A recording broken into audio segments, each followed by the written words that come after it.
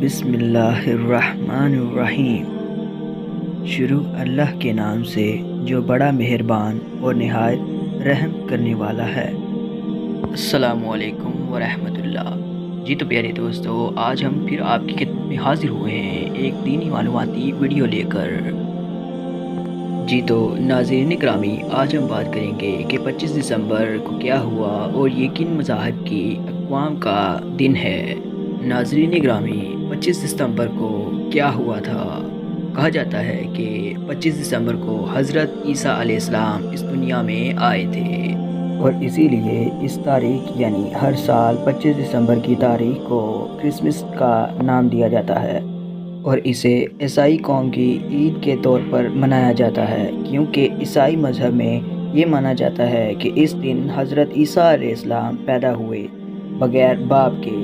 ان کی والدہ کا نام حضرت مریم تھا، تو اس لحاظ سے نعوذ باللہ یہ اللہ تعالیٰ کے بیٹے ہیں۔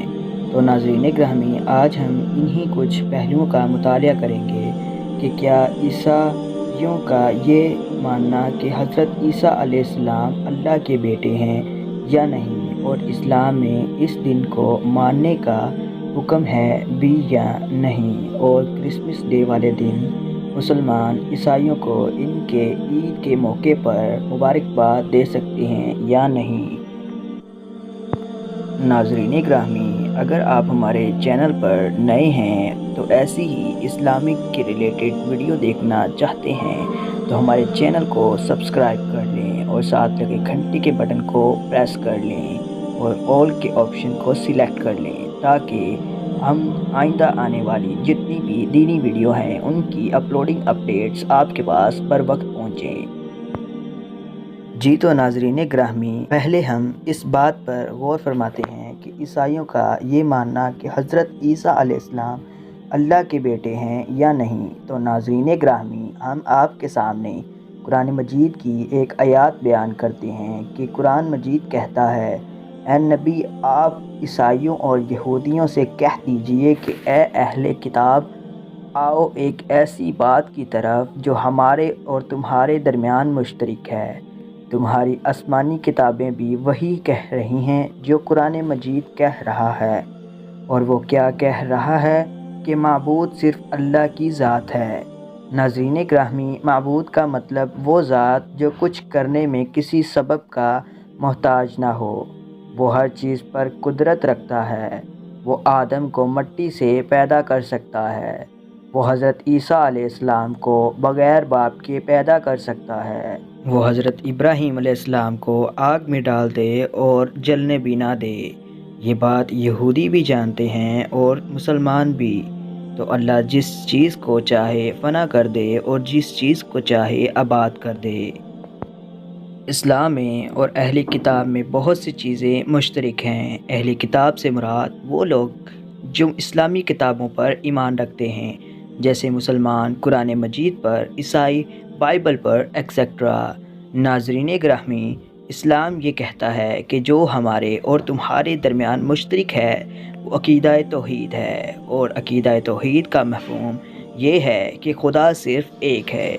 اور قرآن حضرت ابن مریم یعنی حضرت عیسیٰ علیہ السلام کی والدہ کی مثال دیتا ہے کہ اللہ نے حضرت عیسیٰ علیہ السلام کو بغیر باپ کے پیدا کیا۔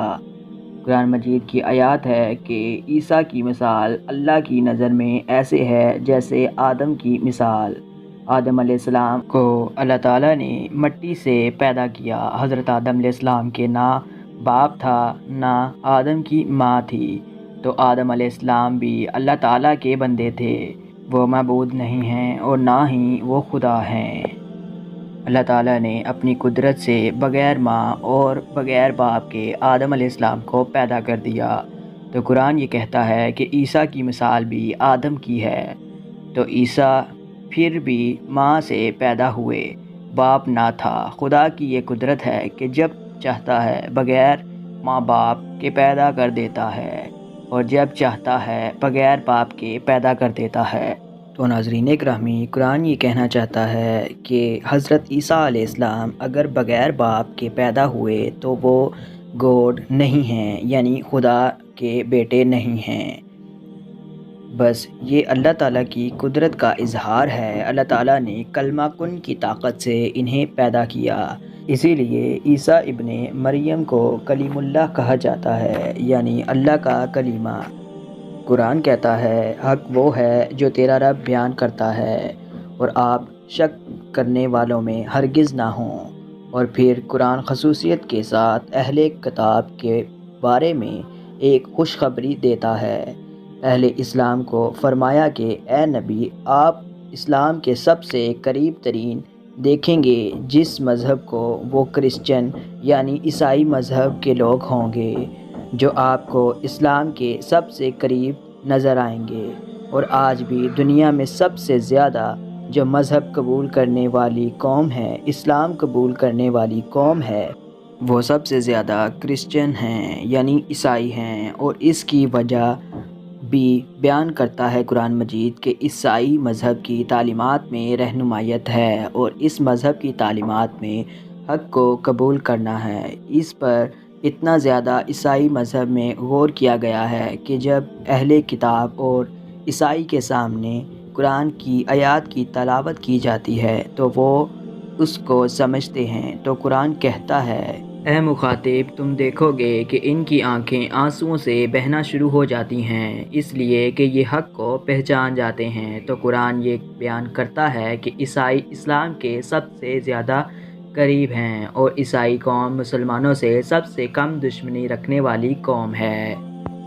اس کی وجہ یہ ہے کہ عیسائی حضرت عیسیٰ ابن مریم پر بھی ایمان رکھتے ہیں اور موسیٰ علیہ السلام پر بھی ایمان رکھتے ہیں، جبکہ یہودی حضرت عیسیٰ علیہ السلام کے منکر ہیں۔ تو عیسائی حضرت محمد صلی اللہ علیہ وآلہ وسلم کے علاوہ باقی تمام نبیوں کو مان رہے ہیں، اور یہودی نہ عیسیٰ علیہ السلام کو اور نہ حضرت محمد صلی اللہ علیہ وآلہ وسلم کو مانتے ہیں، تو اسلام سے دور ہیں۔ اور اس کے علاوہ اور جتنے بھی مذاہب ہیں وہ کسی بھی نبی کو نہیں مانتے، تو وہ اسلام سے اور بھی دور ہیں۔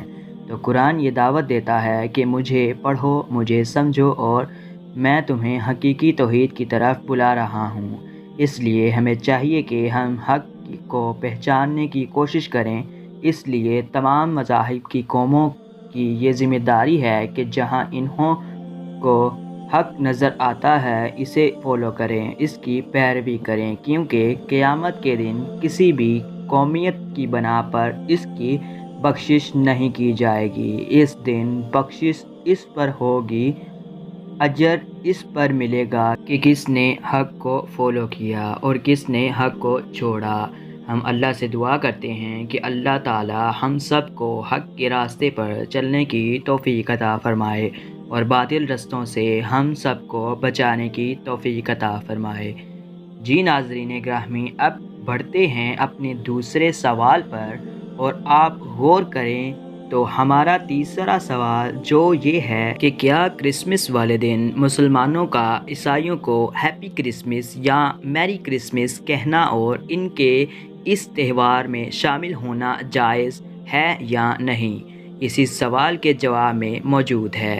جی ناظرین گرامی، مثال کے طور پر اگر آپ کرسمس والے دن کسی عیسائی کو ہیپی کرسمس کہتے ہیں جبکہ آپ مسلمان ہیں، اسلام سے تعلق رکھتے ہیں اور یہ مانتے ہیں کہ اللہ تعالیٰ ایک ہے اور نہ اس کو کسی سے پیدا کیا گیا اور نہ اس نے کسی کو پیدا کیا، اور محمد صلی اللہ علیہ وآلہ وسلم اللہ تعالیٰ کے آخری نبی ہیں، اس کے باوجود آپ ان کو مبارکباد دیتے ہیں تو آپ شرک کر رہے ہیں۔ آپ ان کو مبارکباد دے کر یہ ثابت کر رہے ہیں کہ حضرت عیسیٰ علیہ السلام اللہ کے بیٹے ہیں، یعنی آپ اس بات کے وٹنس یعنی گواہ ہیں، اور آپ ان کو اس دن کے موقع پر مبارکباد دے رہے ہیں تو یہ شرک میں شمار کی جاتی ہے، اور یہ بات قرآن و حدیث اور اسلام کے اصولوں کے خلاف ہے۔ اس لیے